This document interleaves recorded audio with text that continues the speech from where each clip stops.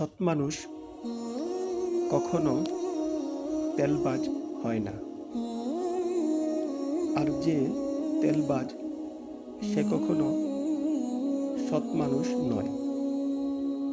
এ কথাটি একদম সত্য। তেলবাজ মানুষের কারণে সৎ মানুষগুলো তাদের গন্তব্য থেকে ছিটকে পড়ে যায়। কারণ তেলবাজ মানুষরা সবসময় তাদের আশেপাশের মানুষকে ও তাদের বসকে, স্যারকে তেল দিতে থাকে, যার কারণে সৎ মানুষগুলো তাদের গন্তব্যে সহজে পৌঁছতে পারে না।